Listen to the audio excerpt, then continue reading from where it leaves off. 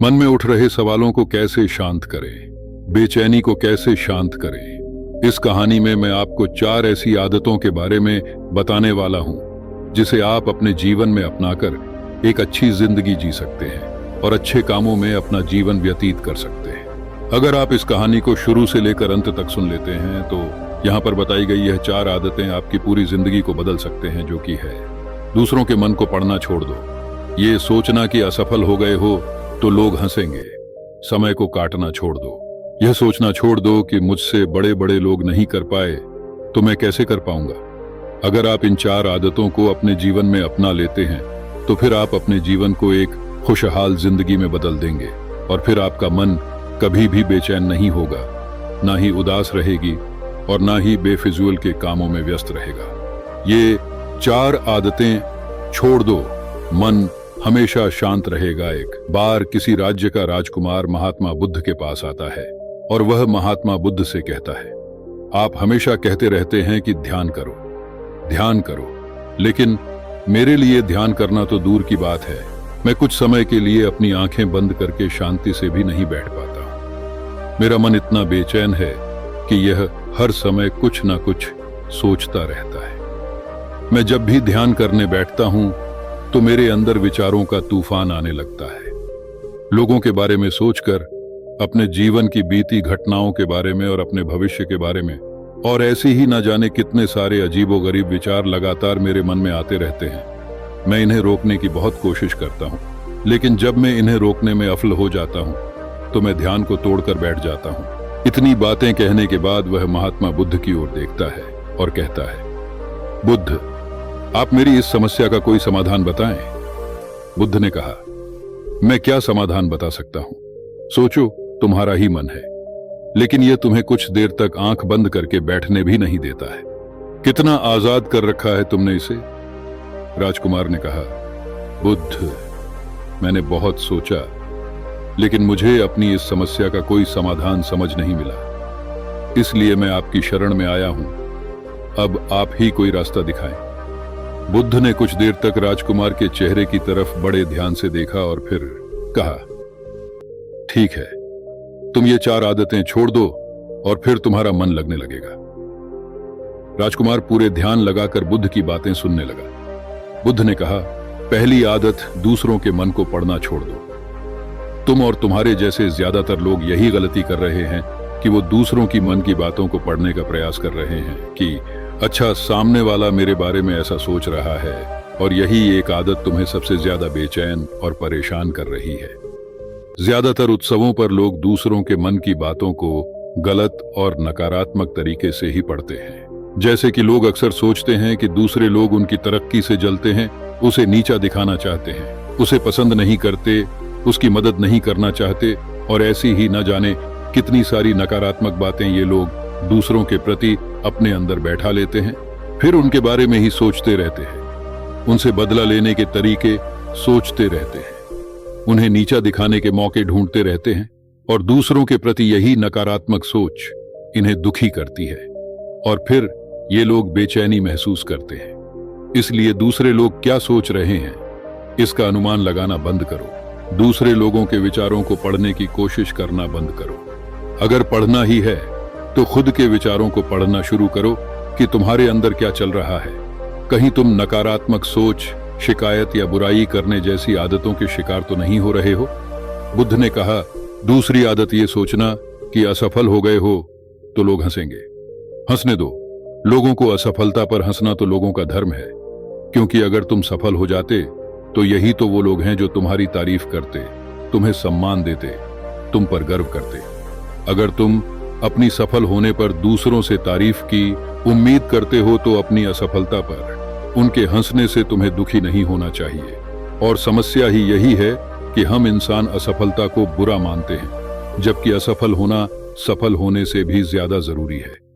क्योंकि बिना असफल हुए सफल इंसान के अंदर घमंड और दूसरों को खुद से छोटा समझने की भावना पैदा करती है, जबकि असफलता हमें विनम्र रहना, धैर्य रखना और लगातार प्रयास करना सिखाती है। इसलिए असफलता को बुरा मत समझो, और अगर तुम्हारे काम में असफल होने की संभावना नहीं है तो इसका अर्थ है कि तुमने अपना लक्ष्य अपनी क्षमताओं से छोटा बनाया है। और अगर लोग तुम पर हंस नहीं रहे, तुम्हें ताने नहीं मार रहे हैं, तुम्हारी बुराई नहीं कर रहे हैं, तो तुम अंदर से मरे हुए हो। तुम अपने मानसिक सीमाओं से बाहर जाकर कुछ नया करने का प्रयास नहीं कर रहे हो, क्योंकि असफल भी वही होता है जो कुछ नया करने का प्रयास करता है।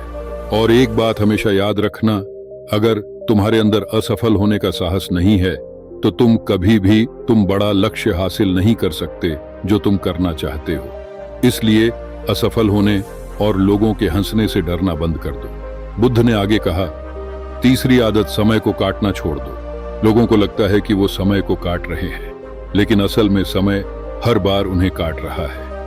लोगों के द्वारा समय को व्यर्थ के कामों में बर्बाद करने का केवल एक ही कारण है, और वह यह है कि उन्हें लगता है कि उनके पास बहुत समय है, जबकि सच्चाई यह नहीं है, क्योंकि उनसे पहले वाले लोगों को भी यही लगता था कि उनके पास बहुत समय है। लेकिन उन्हें पता नहीं चल पाया कि कब समय बीत गया और उनका बुलावा आ गया, और जब तक उन्हें अपनी गलती का एहसास हुआ तब तक समय उनके हाथ से निकल चुका था।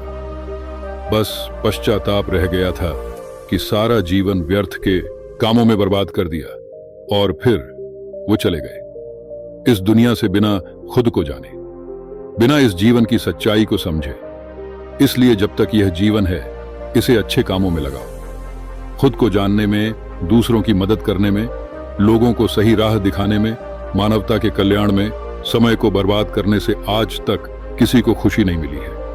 हालांकि समय काटने से तुम्हें क्षणिक खुशी तो महसूस हो सकती है, लेकिन जब तुम्हें होश आता है और तुम देखते हो कि कितना सारा समय बर्बाद किया जा चुका है, तब तुम्हें खुद पर क्रोध आता है और तुम पश्चाताप के भाव से भर जाते हो, और फिर यही पश्चाताप का भाव तुम्हारे अंदर तनाव पैदा करता है और तुम बेचैन हो जाते हो और लगातार अपनी उस गलती के बारे में सोचते रहते हो। फिर तुम्हारा किसी भी काम में मन नहीं लगता और तुम उदास रहने लगते हो, और यह चक्र लगातार चलता रहता है जिसकी शुरुआत हुई थी समय को काटने से।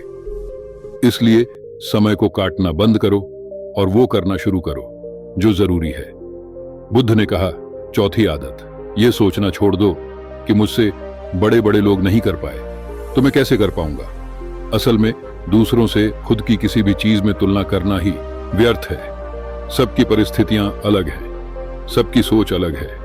और क्या हुआ, अगर दूसरे नहीं कर पाए तो हो सकता है कि तुम ही कर जाओ, क्योंकि अक्सर वही लोग इतिहास रचते हैं जिनसे ज्यादा उम्मीद नहीं होती, और फिर हो सकता है कि जिसे तुम बड़ा समझ रहे थे, जिसके लिए तुम सोच रहे थे कि उसने बहुत मेहनत की है, बहुत प्रयास किया है, उसने कभी उतना प्रयास किया ही ना हो, केवल मेहनत करने का दिखावा किया हो, क्योंकि ज्यादातर लोग कभी उतनी मेहनत करते ही नहीं हैं जितनी उन्हें अपने लक्ष्य प्राप्ति के लिए करनी चाहिए, और दूसरे लोगों के सामने यह दिखाने का प्रयास करते रहते हैं कि मैंने तो बहुत मेहनत की थी लेकिन मेरी किस्मत ही खराब थी। और यही वो लोग हैं जो दूसरों को बातों ही बातों में कहते रहते हैं कि जब इतनी मेहनत करने के बाद मैं सफल नहीं हो पाया तो तुम कैसे हो पाओगे, लेकिन अंदर ही अंदर यह इस बात को जानते हैं कि उन्होंने कभी उतनी कोशिश नहीं की थी जितनी उन्हें करनी चाहिए थी। ये बस दूसरों की नजरों में अपनी इज्जत बचाने के लिए, और इस डर से कि कहीं दूसरा व्यक्ति इनसे आगे ना निकल जाए, यह अपने अधूरे प्रयास से घबराते रहते हैं और दूसरों को डराते रहते हैं कि जब मैं नहीं कर पाया तो तुम कैसे कर पाओगे। इसीलिए किसी दूसरे असफल व्यक्ति को देखकर यह सोचना छोड़ दो कि तुम यह सफल हो जाओगे। तुम बस अपना सर्वश्रेष्ठ प्रयास करो और बाकी सब समय पर छोड़ दो। बुद्ध ने आगे कहा, अगर तुमने ये 4 आदतें छोड़ दी तो तुम्हारा मन एकदम शांत हो जाएगा और फिर तुम जहां चाहो वह अपना मन लगा सकते हैं। इतना कहकर बुद्ध मौन हो गई और राजकुमार को भी अब समझ आ चुका था कि उसे क्या करना है। उसने मन ही मन उन 4 आदतों को छोड़ने का निश्चय किया और बुद्धि का धन्यवाद कर वहां से चला गया। कहानी से क्या सीख मिली दोस्तों? इस कहानी से हमें यह शिक्षा मिलती है कि हमें यह नहीं सोचना चाहिए कि लोग मेरे बारे में क्या सोच रहे हैं। अगर मैं कोई काम करता हूं तो लोग उस काम को लेकर हंसेंगे। इसके अलावा हमें अपना व्यर्थ ही समय बर्बाद नहीं करना चाहिए। इसके अलावा हमें कभी भी यह नहीं सोचना चाहिए कि अगर किसी व्यक्ति से कोई काम नहीं हो पाया है तो मैं उसे नहीं कर पाऊंगा। अगर दोस्तों आप मेहनत से किसी भी काम को करते हैं तो कोई भी काम छोटा या बड़ा नहीं होता, और एक ना एक दिन सफलता अवश्य मिलती है।